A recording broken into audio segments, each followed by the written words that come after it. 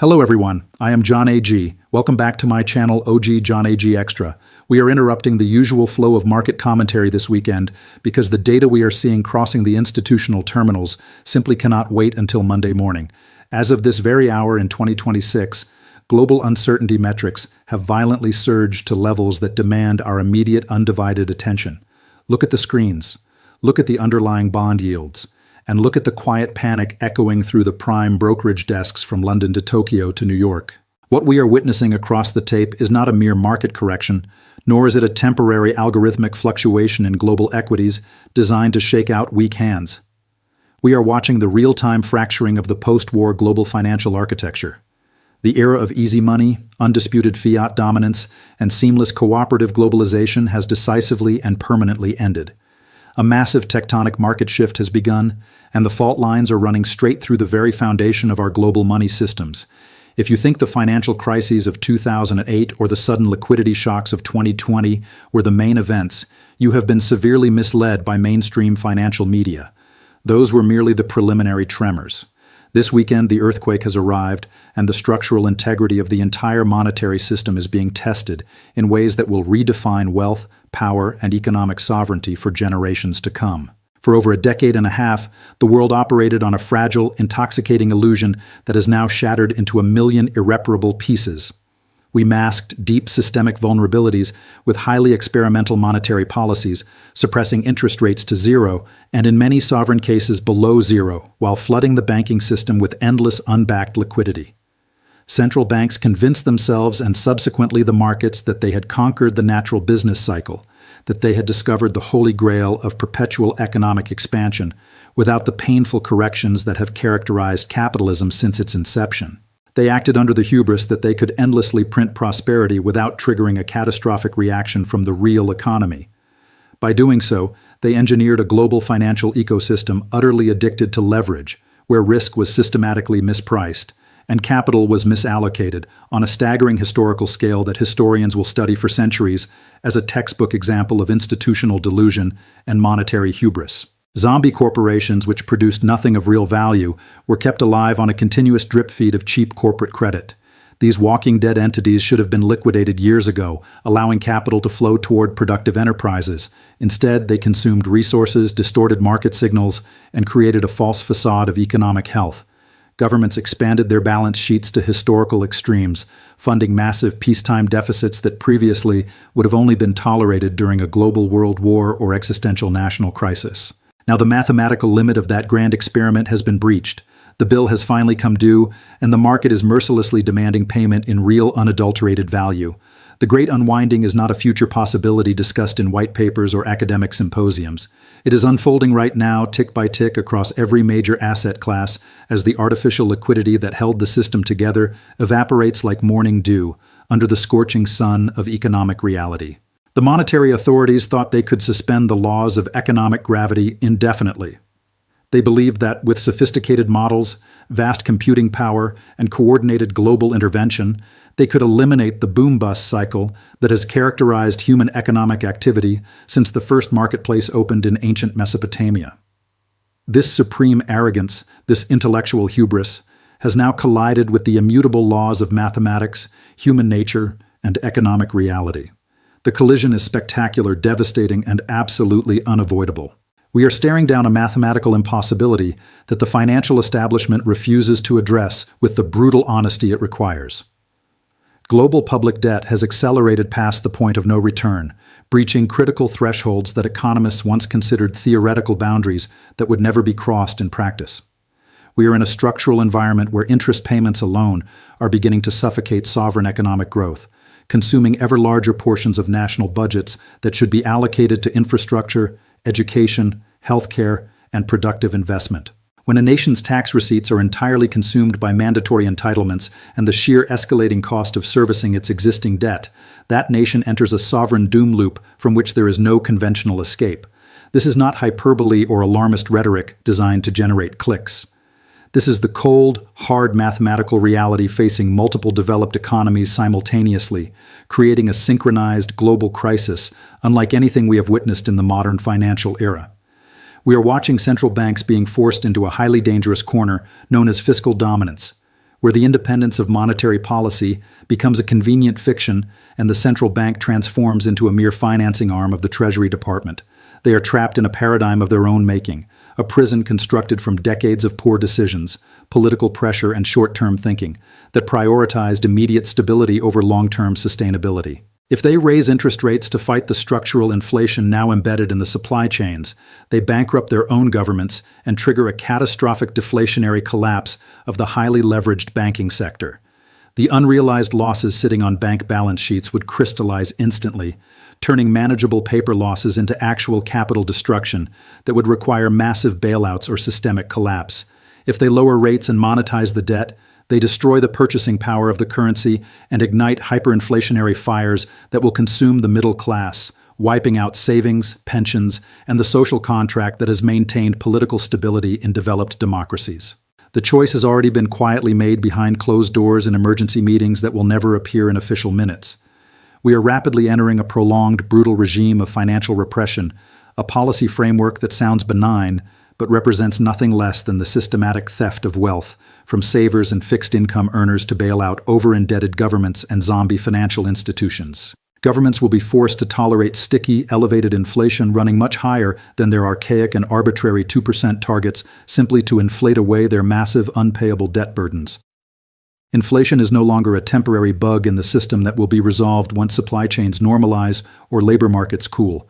It is the official, unwritten policy, the deliberate choice of the monetary authorities who have run out of alternative options. It is a stealth tax on your labor, your savings, and your future designed specifically to bail out the sovereign at the expense of the citizen. The real interest rate, the nominal rate minus inflation, will be kept deeply negative for years, possibly decades.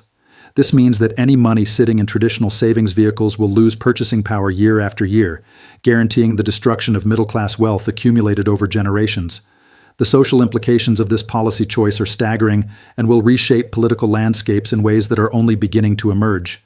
To manage this controlled demolition of purchasing power, a sweeping new control grid is being overlaid onto the financial system with remarkable speed and coordination across multiple jurisdictions. We are witnessing the aggressive synchronized push toward central bank digital currencies across the developed world, from the digital euro to the digital yuan to various pilot programs in smaller economies, serving as testing grounds for broader implementation.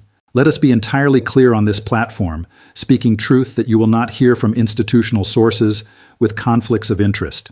CBDCs are not merely a convenient technological innovation or a frictionless upgrade to digital banking that will make your life easier.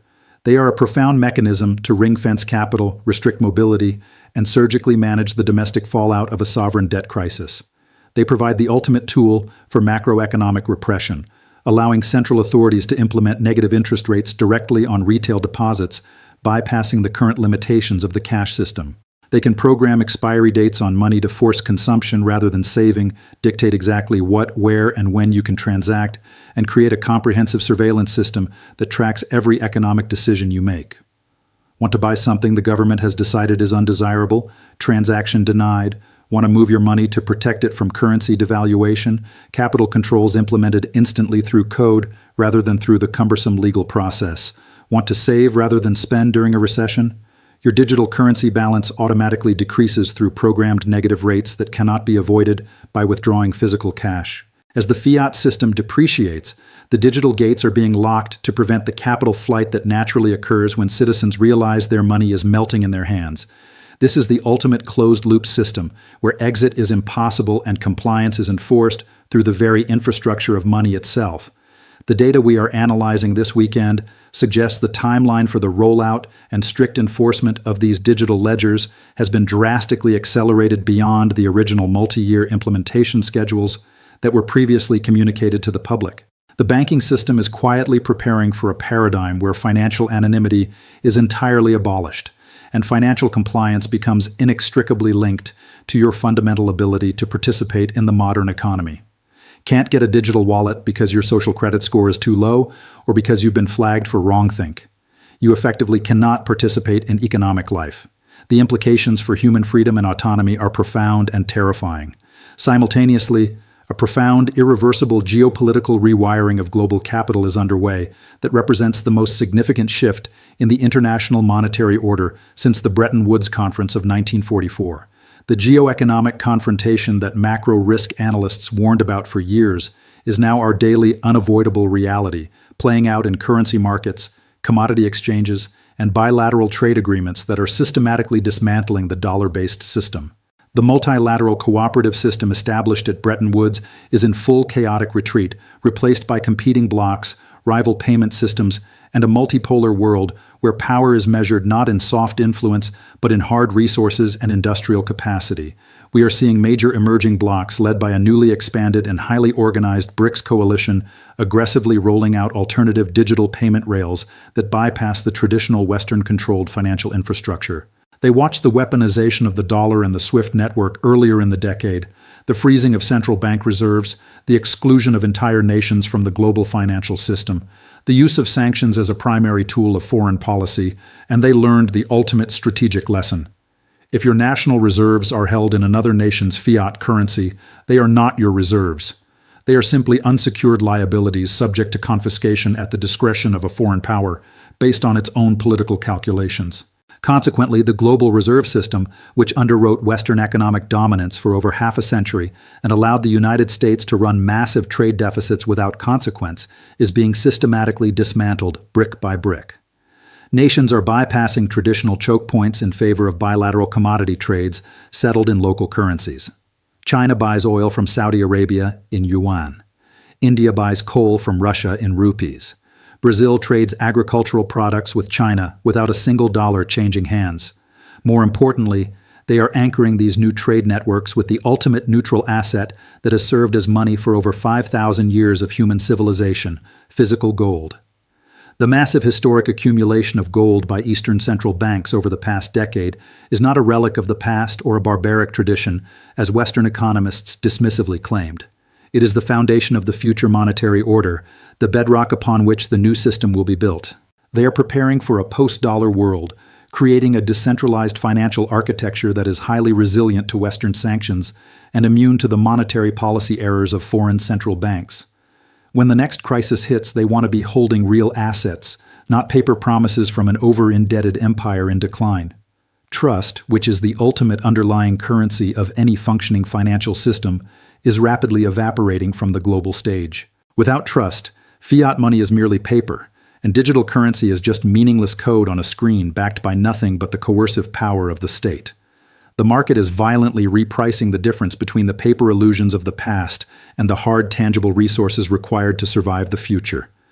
Gold, silver, energy, agricultural land, rare earth minerals, these are the assets that matter in the emerging paradigm. We are transitioning away from an economy based on hyper-financialization, complex derivatives, speculative tech valuations, and financial engineering, moving violently toward an economy based on energy security, raw commodities, industrial manufacturing capacity, and the ability to produce real goods in the physical world. The capital that once chased speculative yield in a borderless cooperative world is now retreating behind defensive walls of heavy tariffs, export bans, and strict national security mandates. The global supply chains that were optimized for extreme efficiency and just-in-time delivery have proven fatally fragile in a world of geopolitical conflict and great power competition. A single disruption, a pandemic, a war, a natural disaster, a cyber attack, and entire industries grind to a halt because there is no redundancy, no buffer, no resilience built into the system. The world is reshoring, nearshoring, and militarizing its economic infrastructure in response to this harsh lesson. This transition requires massive, unprecedented capital expenditure, which is inherently and structurally inflationary. You cannot rebuild industrial capacity overnight. You cannot train skilled workers instantly.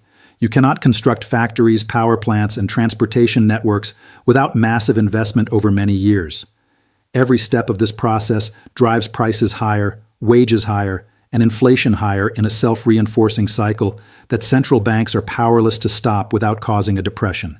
The disconnect between paper wealth, stocks, government bonds, complex collateralized derivatives, and real tangible assets has widened into an unbridgeable chasm that represents the greatest misallocation of capital in human history.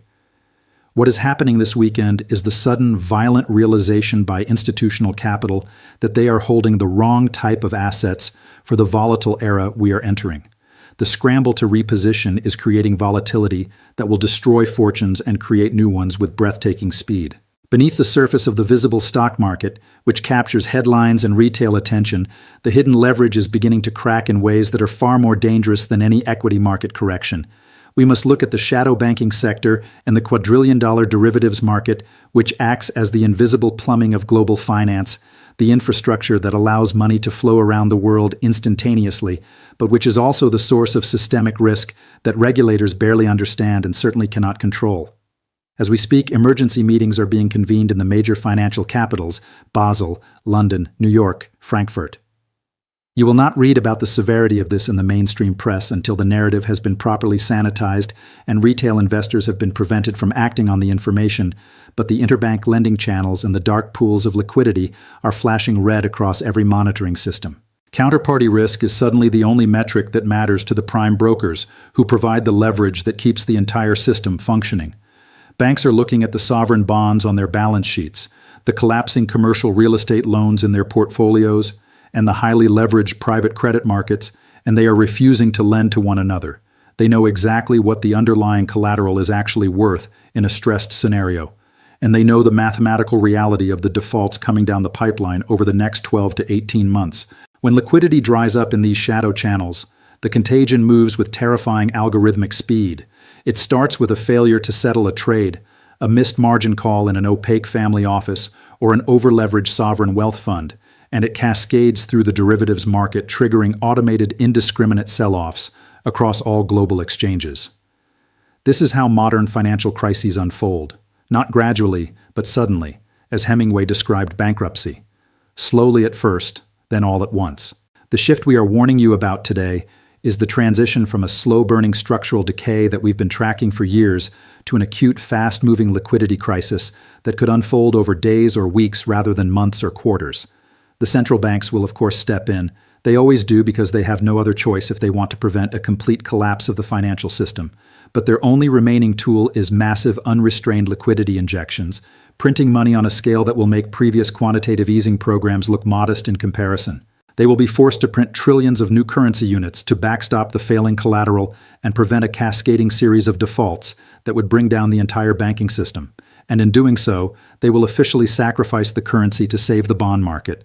This is the choice that has always been inevitable: deflation and depression, or inflation and currency debasement. They will always choose the latter because it is politically more palatable and because it allows them to inflate away the debt burden. We must understand the profound historical gravity of this exact moment. We are watching the resolution of the Triffin dilemma play out in real time, a paradox identified by economist Robert Triffin in 1960 that has haunted the dollar-based system since its inception. For decades, the nation supplying the world's reserve currency had to run massive trade deficits to provide the global economy with enough liquidity to function. The world needed dollars for international trade, so America had to provide those dollars by importing more than it exported. This inherently hollowed out the domestic manufacturing base as production moved overseas in search of lower costs, and as consumption increasingly replaced production as the dominant economic activity. It required an ever-expanding exponential issuance of debt to fund the consumption that exceeded production. This paradox has reached its absolute physical and mathematical limit. You cannot run deficits forever. You cannot borrow from the future indefinitely. Eventually, the future arrives and demands payment. The foreign appetite for Western debt is evaporating precisely at the moment when the issuance of that debt is going parabolic to fund unfunded domestic liabilities, decaying infrastructure, and a new global arms race that will consume trillions in unproductive military spending. Who's going to buy the bonds when the foreign central banks have stopped buying, and the domestic commercial banks are choked with unrealized losses and cannot afford to add more duration risk to their balance sheets? The only buyer of last resort is the central bank itself, monetizing the debt through the back door in a process that has a technical name, quantitative easing, but which is really just printing money to buy government bonds. This is the unmistakable hallmark of a failing currency regime, representing the exact sequence of events that has preceded the collapse of every major fiat system in recorded macroeconomic history, from the Roman denarius to the Weimar mark to the Zimbabwean dollar. The pattern is always the same: initial prosperity through monetary expansion, growing debt burden, declining trust, desperate monetization, accelerating inflation, collapse of the currency, social chaos, and the eventual emergence of a new system based on hard assets or gold-backed money. We are watching this cycle play out again on a global scale, with consequences that will be unprecedented because this time it involves the world's reserve currency. The tectonic plates of global finance have shifted, and the immense aftershocks of this weekend will dictate the wealth of nations for the next century. The decisions you make in the coming weeks and months will determine whether you emerge from this crisis wealthier or whether you join the vast majority who will see their savings, pensions, and accumulated wealth destroyed by inflation, currency debasement, and the collapse of paper assets. Your traditional 60-40 portfolio is dead. The passive investment strategies that generated effortless wealth over the last 40 years of falling interest rates and peaceful globalization will be the very strategies that destroy your wealth in the coming decade. The paradigm has completely inverted. What worked for the past generation will not work for the next. The rules have changed, and most investors have not yet realized it. The question is no longer whether the system will change, but whether you possess the knowledge and the positioning to survive the transition intact and perhaps even thrive in the chaos. You must educate yourself on the mechanics of sound money, the reality of commodity supercycles, and the shifting geopolitical landscape that is rewriting the rules of global trade. This is not optional. This is not something you can delegate to a financial advisor who is still operating with outdated assumptions from a world that no longer exists. You must step entirely outside the matrix of mainstream financial news, which is carefully designed to keep retail investors sedated and passive, buying index funds and holding bonds while institutional insider capital heads for the exits. The narrative you receive through traditional channels is always delayed, always sanitized, always designed to protect the system rather than protect you. By the time a crisis is acknowledged in mainstream media, the smart money has already repositioned. In times of profound monetary crisis, ignorance is not bliss. It is guaranteed financial suicide. The wealth transfer that is about to occur will be the largest in human history. Wealth will move from those who hold paper assets denominated in depreciating currencies to those who hold real assets that cannot be printed or debased. From those who trust institutions and follow conventional wisdom to those who think independently and act decisively. From those who wait for permission and consensus to those who see the pattern early and position accordingly. Complacency is the most expensive, devastating asset you can hold in your portfolio right now.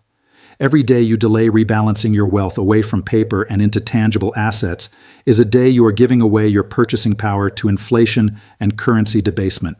Every day you trust the system to protect you is a day you are ignoring the clear evidence that the system is protecting itself at your expense. You need real-time, unfiltered data, ruthless macro analysis that is willing to speak uncomfortable truths, and a dedicated community of individuals who understand the severe gravity of the landscape. You need sources of information that are not beholden to advertisers, institutional relationships, or political considerations. You need to think for yourself and verify everything you hear against multiple independent sources. Stay vigilant, question the consensus narrative that is always designed to serve those in power, and look beneath the surface of the headlines to see exactly where the real capital is moving. Watch what the central banks do, not what they say. Watch where sovereign wealth funds are allocating capital. Watch what billionaires are buying when they think no one is paying attention. Follow the money, not the rhetoric. I am John A.G. Do subscribe to Dark Macro, and do not forget to join the WhatsApp group linked below to navigate the violent storm ahead with real-time intelligence and analysis that you will not find anywhere else. The window to prepare is closing rapidly. We are not at the beginning of this crisis. We are not even in the middle. We are entering the acceleration phase, where events will move faster than most people can comprehend or react to. The financial earthquake of 2026 is not coming. It is here. The ground is shaking beneath your feet right now. The question is whether you will stand frozen in place watching your wealth crumble, or whether you will move decisively to protect what you have worked a lifetime to build.